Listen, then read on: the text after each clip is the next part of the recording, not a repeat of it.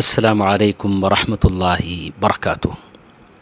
حضرت ابو ہریرہ رضی اللہ تعالیٰ عنہ سے ثابت ہے کہ ایک دن وہ بازار میں آئے اور زور سے آواز لگایا، اے بازار والو، کیا بات ہے کہ آپ لوگ یہاں ہیں اور اللہ کے نبی صلی اللہ علیہ وسلم کی میراث تقسیم ہو رہی ہے اور تم لوگ یہاں بازار میں ہو؟ تو سارے لوگوں نے بڑا تعجب کیا اور پوچھا کہ ابو ہریرہ کہاں تقسیم ہو رہی ہے؟ تو حضرت ابو ہریرہ رضی اللہ تعالیٰ عنہ نے جواب دیا، مسجد میں۔ سارے لوگ مسجد کی طرف دوڑ پڑے۔ وہاں پہنچ کر دیکھا تو ایسی کوئی خاص بات وہاں نظر نہیں آئی، تو بڑا تعجب ان کو ہوا اور واپس آ کر حضرت ابو ہریرہ رضی اللہ تعالیٰ عنہ سے کہا کہ ابو ہریرہ، ہم نے وہاں مسجد میں کوئی ایسی بات نہیں دیکھی۔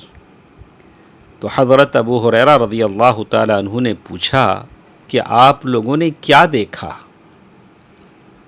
آپ لوگوں نے مسجد میں کیا دیکھا؟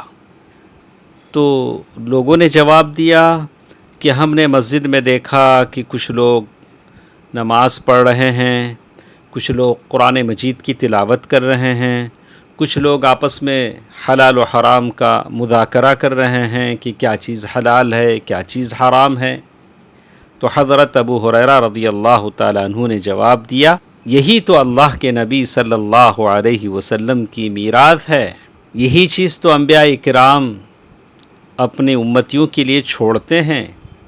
وہ دینار و درہم نہیں چھوڑتے، وہ علم نبوت چھوڑتے ہیں۔ اللہ کے نبی صلی اللہ علیہ وسلم نے ہمارے لیے یہی دو چیزیں چھوڑی ہیں، اللہ کی کتاب اور اپنی پیاری پیاری سنتیں جو صحیح احادیث سے ثابت ہوں۔ اگر کسی کو یہ میراث حاصل ہو گئی تو بہت بڑی بات ہے۔